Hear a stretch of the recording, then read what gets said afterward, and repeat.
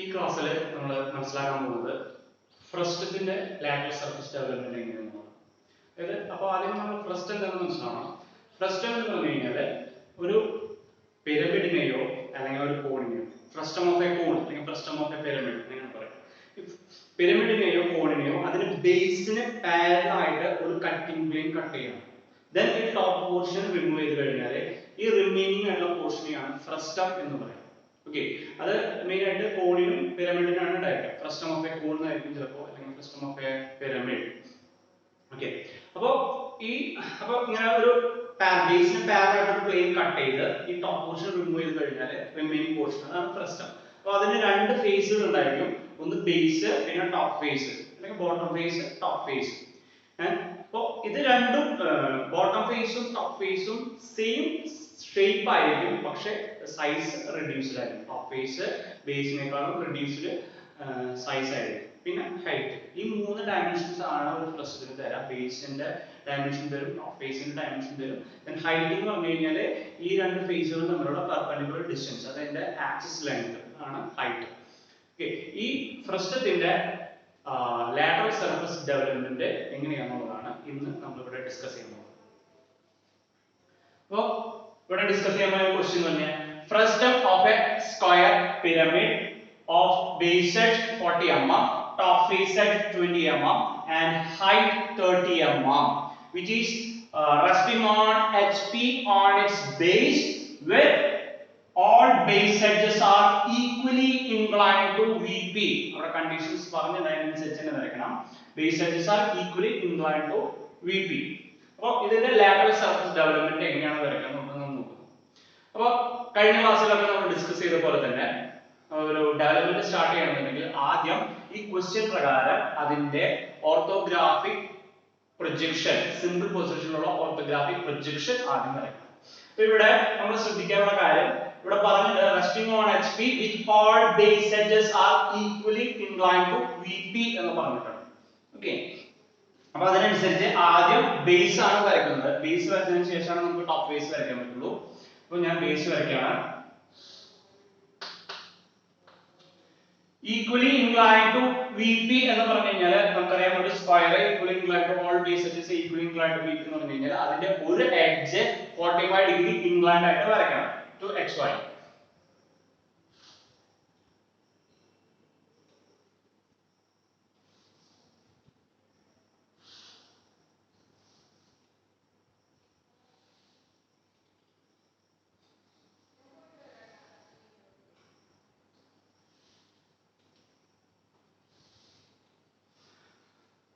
Base അപ്പോൾ ആദ്യം complete ചെയ്യുന്നു. 45 ഡിഗ്രി ഇൻക്ലൈൻഡ് ആയിട്ട് നമ്മൾ വരയ്ക്കുന്നു.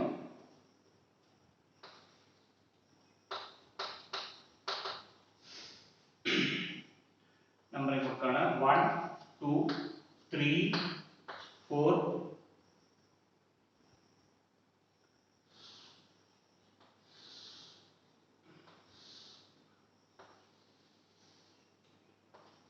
3 dash 2 dash 1 4 dash 1 dash. ഇനി നമുക്ക് ഈ ഇതിന്റെ ടോപ്പ് ഫേസ് വരയ്ക്കണം. ടോപ്പ് ഫേസ് വരയ്ക്കണം. അപ്പോൾ ടോപ്പ് ഫേസ് എത്ര ഹൈറ്റിലാണ് തന്നത്? 30 mm ഹൈറ്റിലാണ് തന്നത്. അപ്പോൾ ടോപ്പ് ഫേസും സ്ക്വയർ ഷേപ്പിനെ ആയിരിക്കും, സെയിം ഷേപ്പ് ആയിരിക്കും, സെയിം പൊസിഷനിലായിരിക്കും, പക്ഷേ റെഡ്യൂസ്ഡ് ലെങ്ത് ആയിരിക്കും. അവിടെ ടോപ്പ് ഫേസിന്റെ സൈസ് തന്നത് 20 mm. അപ്പോൾ അത് വരയ്ക്കാൻ എളുപ്പത്തിന് വേണ്ടി നമ്മൾ ആദ്യം അതിന്റെ ഡയഗണൽസ് ജസ്റ്റ് വരയ്ക്കണം. ഓക്കെ, പിന്നെ ഇത് ഏതൊരു ഫ്രസ്റ്റ് ആയാലും പിരമിഡിന്റെ ഫ്രസ്റ്റ് വരയ്ക്കാൻ, കോണാണെങ്കിൽ എളുപ്പമാണ്, നമുക്ക് സർക്കിൾ വരയ്ക്കുള്ളൂ. പക്ഷെ പിരമിഡിന്റെ പ്രശ്നം വരയ്ക്കുമ്പോൾ ചെറിയൊരു ബുദ്ധിമുട്ടുണ്ട്. ആ ബുദ്ധിമുട്ട് ഒഴിവാക്കാൻ വേണ്ടി ഏറ്റവും എളുപ്പമായിട്ടുള്ള ഒരു മാർഗം എന്ന് പറഞ്ഞു കഴിഞ്ഞാൽ ആ ടോപ്പ് ഫേസ് ഫിഗർ നമുക്ക് ഇവിടെ സെപ്പറേറ്റ് ആയിട്ട് വരയ്ക്കാം. അപ്പൊ ഞാൻ 20 mm ഇവിടെ ഒരു സ്ക്വയർ ആയതുകൊണ്ട് 20 mm സ്ക്വയർ വരയ്ക്കണം. ഓക്കെ, അതിനുശേഷം അതിന്റെ ഡയഗണൽസ് വരയ്ക്കും. അപ്പൊ ഈ സെന്റർ പോയിന്റ് തന്നെയായിരിക്കും ഇതിന്റെയും സെന്റർ പോയിന്റ്. ഓക്കെ, then ഇതിപ്പോ ടോപ്പ് ഫേസ് ആണ്. അപ്പോൾ 1 2 3 4 ബോട്ടം ഫേസ്, then 5 6 7 8 അതിന്റെ ടോപ്പ് ഫേസ്. അപ്പോൾ ഈ സെന്റർ പോയിന്റും സെയിം ആണ്. ഇനി ഈ സെന്റർ പോയിന്റിൽ നിന്ന് 5 ലേക്കുള്ള ഡിസ്റ്റൻസ്, ഓക്കെ, സെന്റർ പോയിന്റിൽ നിന്ന് 5 ലേക്കുള്ള ഡിസ്റ്റൻസ് അത് മെഷർ ചെയ്യാം. സെന്റർ പോയിന്റിൽ നിന്ന് ഇവിടെ മാർക്ക് ചെയ്യാം. ഫൈൻ. അതായത് ഈ ഇവിടെയാണ് ഇതിന്റെ ടോപ്പ് ഫേസ് വരാം. അപ്പൊ ടോപ്പ് ഫേസ് കറക്റ്റ് ആയിട്ട് ഫിറ്റ് ചെയ്യാൻ വേണ്ടിയിട്ടാണ്, എറർ ഇല്ലാതെ അത് വരയ്ക്കാൻ വേണ്ടിയിട്ടാണ്. ദെൻ ടോപ്പ് ഈ സെന്റർ പോയിന്റിൽ നിന്ന് 6 ലേക്കുള്ള ഡിസ്റ്റൻസ്, ഡയഗണലിന്റെ ഡിസ്റ്റൻസ് ആണ് നമ്മൾ എടുക്കുന്നത്. അതുകൊണ്ടാണ് ഇത് ഇവിടെ ഡയഗണലിൽ മാർക്ക് ചെയ്യുന്നത്. ഇത് ഡയഗണലിന്റെ ഡിസ്റ്റൻസ് ആണ്, ഈ ഡയഗണലിലാണ് മാർക്ക് ചെയ്യുന്നത്. 5 നിന്ന് 6 ലേക്കുള്ള ഡിസ്റ്റൻസ് മെഷർ ചെയ്ത് മാർക്ക് ചെയ്യുന്നു. അതുപോലെ തന്നെ 7 ലേക്കുള്ള ഡിസ്റ്റൻസ് മാർക്ക് ചെയ്യുന്നു. ദെൻ അതുപോലെ തന്നെ 8 ലേക്കുള്ള ഡിസ്റ്റൻസ് മാർക്ക് ചെയ്യുന്നു. അതിനുശേഷം ആ സ്ക്വയർ കംപ്ലീറ്റ് ചെയ്യും.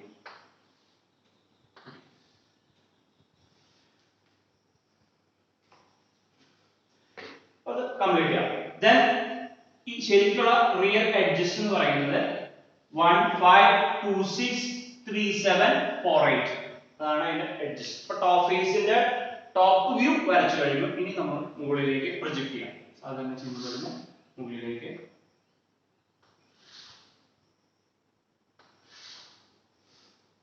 പ്രൊജക്ട് ചെയ്യാം. ബോട്ടം ഫേസിന്റെ ടോപ്പ് ഫേസിലേക്കുള്ള ഡിസ്റ്റൻസ് ഓൾറെഡി പറഞ്ഞിട്ടുണ്ട്. 30 mm ഹൈറ്റ്, 30 mm സൈസില് ഹൈറ്റില് ടോപ്പ് ഫേസ് വരയ്ക്കാം. ഇവിടെ 5 dash 7 dash 6 dash 8 dash അതിനുശേഷം ജോയിൻ ചെയ്യും. ഫ്രസ്റ്റ് ഇതാണ് ഒരു ഫ്രസ്റ്റത്തിന്റെ ഓർത്തോഗ്രാഫിക് പ്രൊജക്ഷൻ. ഇനി അതിന്റെ ഡയമെൻഷനിങ് ഒക്കെ കൊടുക്കുക. ജസ്റ്റ്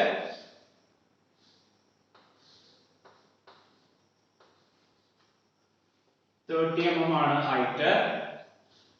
ഈ ബേസ് എഡ്ജിന്റെ ലെങ്ത് എന്ന് പറഞ്ഞു കഴിഞ്ഞാല് 40 mm ആണ്. ദെൻ ഈ ടോപ്പ് ഫേസിന്റെ സൈസ് 20 mm ആണ്. ഓക്കേ, ഇപ്പൊ ഡയമെൻഷൻ കംപ്ലീറ്റ് ചെയ്തു. ഇനി ഇതിന്റെ ഈ ഫ്രസ്റ്റത്തിന്റെ ലാറ്ററൽ സർഫസ് ഡെവലപ്മെന്റ് ആണ് നമുക്ക് വരയ്ക്കേണ്ടത്.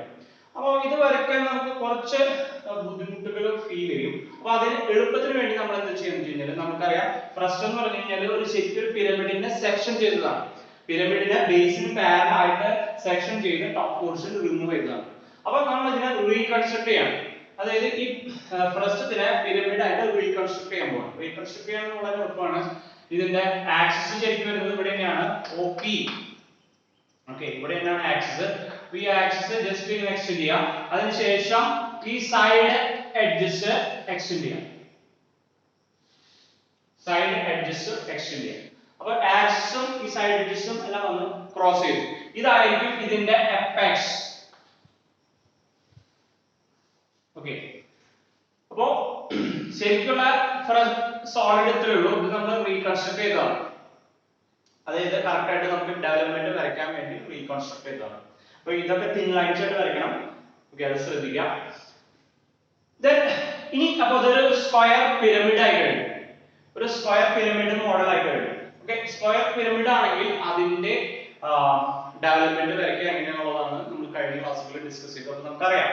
അപ്പോ പിരമിഡിന്റെ ഡെവലപ്മെന്റ് വരയ്ക്കുമ്പോൾ അതിന്റെ apex that is O mark ചെയ്തു.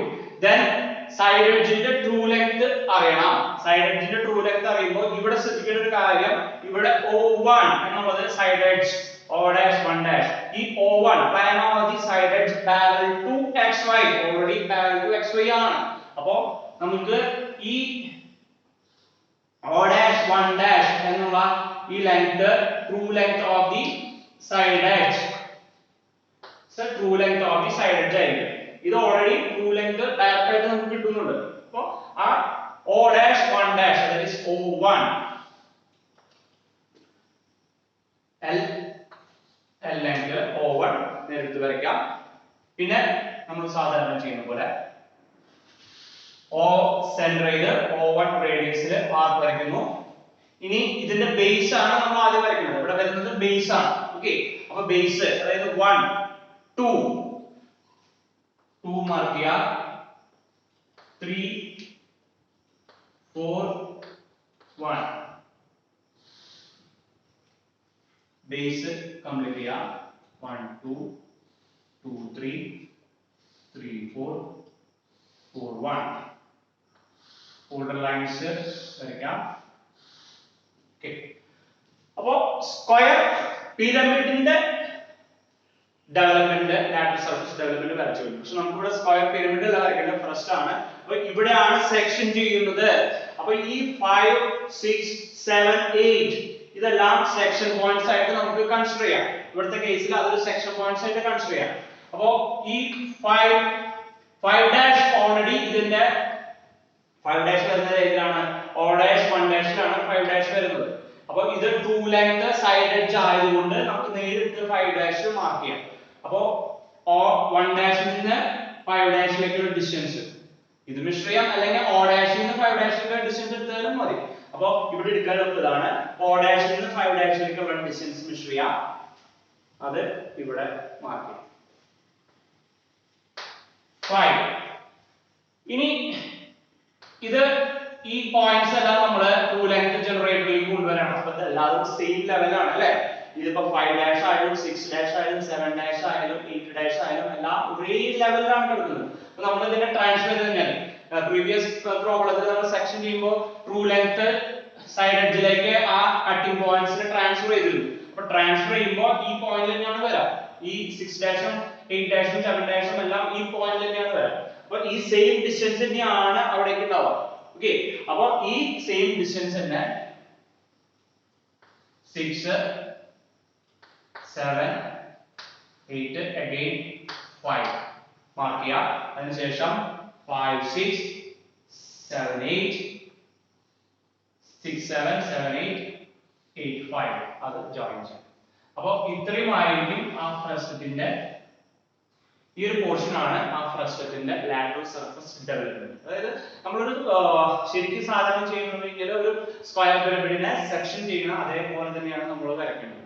അപ്പൊ ഇവിടെ നമുക്ക് ആദ്യം ഫ്രസ്റ്റ് വരച്ച് ഫ്രസ്റ്റത്തിന്റെ എപെക്സ് കണ്ടുപിടിക്കണം. എപെക്സ് കണ്ടുപിടിക്കാൻ രണ്ട് സൈഡ് എഡ്ജസും എക്സ്റ്റെൻഡ് ചെയ്യുക. രണ്ട് സൈഡ് എഡ്ജസും എലോങ് ആയിട്ട് എക്സ്റ്റെൻഡ് ചെയ്യുമ്പോൾ അത് രണ്ടും ഒന്ന് ക്രോസ് ചെയ്യുന്ന പോയിന്റ് ആയിരിക്കും അതിന്റെ എപെക്സ്. എപെക്സ് കിട്ടി കഴിഞ്ഞാൽ സൈഡ് എഡ്ജിന്റെ ട്രൂ ലെങ്ത് നമ്മൾ മനസ്സിലാക്കാം. അത് യൂസ് ചെയ്ത് ആ പിരമിഡ് ആണെങ്കിൽ പിരമിഡിന്റെ മൊത്തത്തിലുള്ള ഡെവലപ്മെന്റ് വരയ്ക്കാം. അതിനുശേഷം ടോപ്പ് ഫേസ് കട്ടിംഗ് പോയിന്റ്സ് ആയിട്ട് കൺസിഡർ ചെയ്യാം. അപ്പോൾ ഫസ്റ്റ് ആയതുകൊണ്ട് എല്ലാ കട്ടിംഗ് പോയിന്റ്സും സെയിം ലെവലിലായിരിക്കും. ടോപ്പ് ഫേസിന്റെ എല്ലാ പോയിന്റും സെയിം ലെവലിലായിരിക്കും. അപ്പോൾ ഒരു ഡിസ്റ്റൻസ് എടുത്ത് അത് മാർക്ക് ചെയ്യാം, അത് കംപ്ലീറ്റ് ചെയ്യാം. ഇപ്പൊ കോൺ ആയാലും ഇതേ മെത്തേഡ് തന്നെയാണ്. കോണാകുമ്പോൾ കുറച്ചും കൂടി എളുപ്പമാണ്, സർക്കിൾ ആണ്. അപ്പോൾ ജസ്റ്റ് കർവ് വരയ്ക്കുകയുള്ളൂ. ഓക്കെ, അപ്പോൾ ഇത് ചോദിക്കാവുന്ന ഒരു ക്വസ്റ്റ്യൻ ആണ്, സ്ഥിരമായിട്ട് ചോദിക്കുന്ന ഒരു ക്വസ്റ്റ്യൻ ആണ് ഫ്രസ്റ്റത്തിന്റെ ഡെവലപ്മെന്റ്. ഇതിന്റെ കൂടെ എന്തെങ്കിലും ഷോർട്ടസ്റ്റ് ഡിസ്റ്റൻസ് ഒക്കെ കേസുകൾ വരാറുണ്ടെന്ന് മാത്രം. അപ്പോൾ അത് ശരിക്കും മനസ്സിലാക്കാം. അപ്പോൾ ഈ ഇവിടെ ശ്രദ്ധിക്കേണ്ട ഒറ്റ പോയിന്റ് ഇതാണ്, ഫ്രസ്റ്റ് വരച്ചു കഴിഞ്ഞാൽ അതിന്റെ എപെക്സ് കിട്ടണം. എപെക്സ് കിട്ടി കഴിഞ്ഞാൽ പിന്നെ സാധാരണ പിരമിഡ് കോണാണെങ്കിൽ കോണിന്റെ ഡെവലപ്മെന്റ് വരയ്ക്കുന്നത് പോലെ തന്നെ വരയ്ക്കുക. പിന്നെ അതിനെ സെക്ഷൻ ചെയ്ത പോലെ അത് അതിന്റെ ടോപ്പ് ഫേസ് കൺസിഡർ ചെയ്ത് കഴിഞ്ഞാൽ വളരെ ഈസി ആയിട്ട് നമുക്ക് ഈ പ്രോബ്ലം ചെയ്യാൻ പറ്റും. ഓക്കെ.